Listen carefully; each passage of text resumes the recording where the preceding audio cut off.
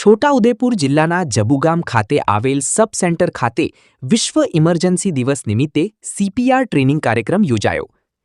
ધીરજ hospital દ્વારા વડોદરા તેમજ છોટાઉદેપુર જિલ્લાના વિવિધ પીએચસી અને સીએચસી સેન્ટરો પર બેઝિક લાઇફ સપોર્ટ એટલે કે સીપીઆર ટ્રેનિંગ આપવામાં આવી રહી છે. આ કાર્યક્રમ દરમિયાન હાજર ડોક્ટરો અને તજજ્ઞોની ટીમ દ્વારા લોકોને બેઝિક લાઇફ સપોર્ટ કેવી રીતે આપવું તેની વિગતવાર માહિતી આપવામાં આવી હતી.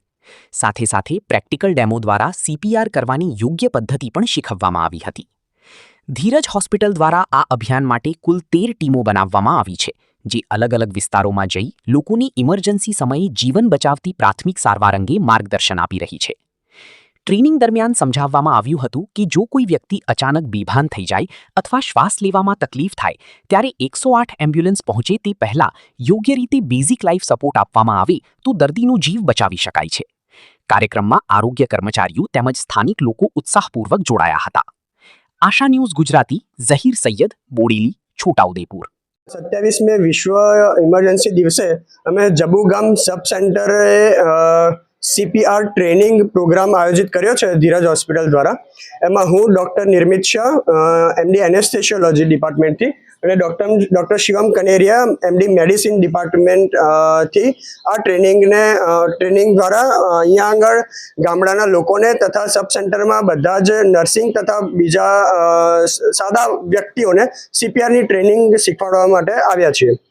હવે આ સીપીઆર શું છે? સીપીઆર એટલે માં અમે માણસ કોઈ જગ્યાએ તમને પડી ગયો હોય કે કંઈ પણ બેહોશ થઈ ગયા હોય તો એને આપણે કઈ રીતે જીવાડી શકીએ, જ્યાં સુધી તમને કોઈ મદદ, કોઈ એમ્બ્યુલન્સ નથી આવતી ત્યાં સુધી એ ટ્રેનિંગ આપીએ છીએ.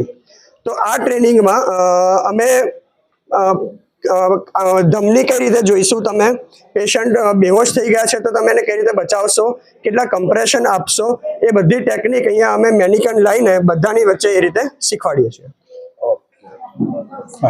આજે વિશ્વ ઇમરજન્સી દિવસના નિમિત્તે અમે ધીરજ હોસ્પિટલ, સુમનદીપ વિદ્યાપીઠ યુનિવર્સિટીમાંથી બેઝિક લાઈફ સપોર્ટની ટ્રેનિંગ આપવા માટે વડોદરાથી લઈને છોટાઉદેપુર સુધીના દરેક નાના મોટા પીએચસી, સીએચસી અને નાના ફાઉન્ડેશનોને કવર કર્યા છે.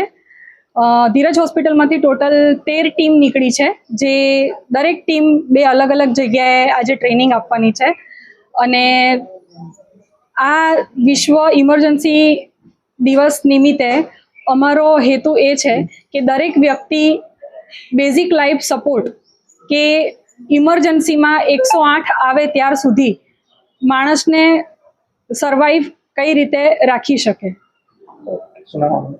પ્રજાપતિ શૈલવી, ધીરજ હોસ્પિટલમાં નર્સિંગ ડિપાર્ટમેન્ટમાં અસિસ્ટન્ટ નર્સિંગ સુપરિન્ટેન્ડન્ટ છું.